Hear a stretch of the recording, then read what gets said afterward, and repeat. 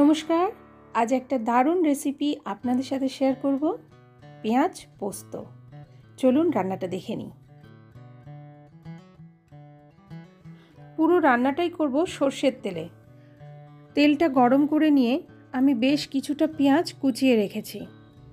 সেই কুচনো পেঁয়াজটা আমি তেলে ভাজতে দিয়ে দিচ্ছি।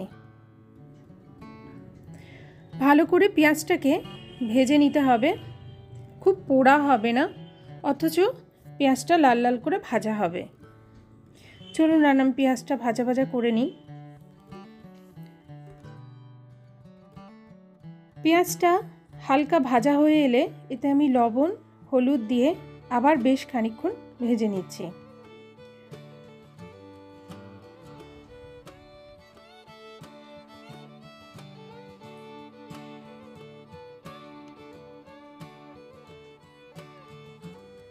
পেঁয়াজটা আমার ভাজা হয়ে গেছে, আমি এবার তুলে নেব।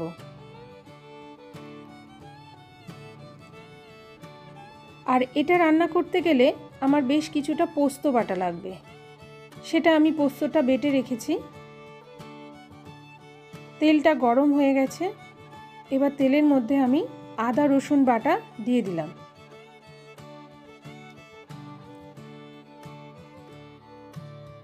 ভালো করে ভাজা ভাজা করে নিতে হবে যাতে রসুনের গন্ধটা চলে যায়।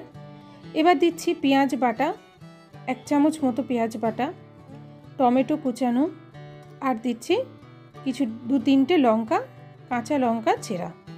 চাইলে আপনারা শুকনো লঙ্কার গুঁড়ো দিতে পারেন। আমি এখানে কাঁচা লঙ্কা দিয়েই রান্নাটা করব। এবার মশলাটা ভাজা হয়ে গেছে, তাতে দিচ্ছি লবণ আর হলুদ। লবণটা অল্পই দেব, পেঁয়াজে লবণ দিয়ে ভাজা ছিল। লবণ হলুদ দিয়ে আবার আমি মশলাটাকে একটু ভাজা ভাজা করে নিচ্ছি। এতে সামান্য পরিমাণ চিনি অ্যাড করছি। এবার এখানে চিনি দিয়ে ভালো করে মশলাটা কষিয়ে নিয়ে এবার জলে সরে মশলাটা বেশ খানিকক্ষণ কষাতে হবে। মশলাটাকে ভালো করে কষিয়ে নিতে হবে।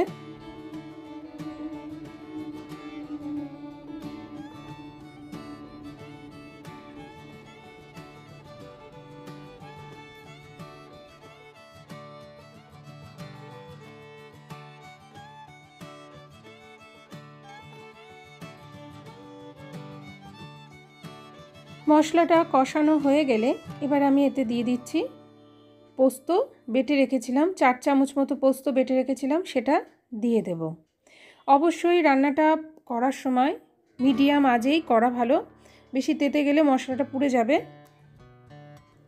এবার ভালো করে মশলাটাকে 2 থেকে 3 মিনিট আমি কষিয়ে নেব।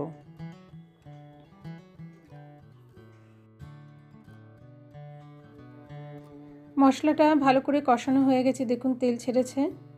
এবার ওই ভেজে রাখা পেঁয়াজগুলোকে আমি মশলার মধ্যে দিয়ে ভালো করে মাখাতে থাকবো, যাতে পেঁয়াজের প্রত্যেকটা গায়ে গায়ে মশলা বাটাটা ঢুকে যায়।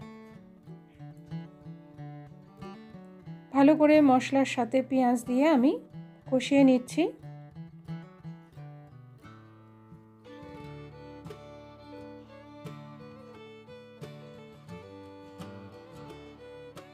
বেশিক্ষণ কষানো লাগবে না, 2 থেকে 3 মিনিট কি 4 মিনিট মতো কষানো হলেই বুঝতেই পারবেন রান্নাটা হয়ে আসলে বেশ একটা থকথকে ব্যাপার চলে আসবে। তখন একটু গরম মশলা বাটা দিয়ে দেব। গরম মশলা বাটাটা আপনারা চাইলে নাও দিতে পারেন, আবার দিলে একরকম স্বাদ আসে, না দিয়েও আরেক রকম স্বাদ আসে। আমি এখানে ধনে পাতা দিইনি, পেঁয়াজ পাতা কুচিয়ে রেখেছিলাম সেটা দিয়েছি। আপনারা চাইলে ধনে পাতা এখানে দিতে পারবেন। আমার রান্নাটা কমপ্লিট হয়ে গেছে, দেখুন পেঁয়াজ পোস্ত খুব সুন্দর। এটা পরোটার সাথে দারুণ খেতে লাগবে, গরম গরম রুটির সাথেও ভালো লাগবে। অবশ্যই আপনারা বাড়িতে এটা ট্রাই করবেন। কেমন লাগলো আমাকে কমেন্টে জানাবেন, ভালো মন্দ যেটাই হোক আমাকে জানাবেন। আর আমার সাবস্ক্রাইব করে আমার চ্যানেলটার পাশে অবশ্যই থাকবেন। আর আপনারাও ভালো থাকবেন। আজকের মতো বিদায় নিচ্ছি, নমস্কার, আবার দেখা হবে।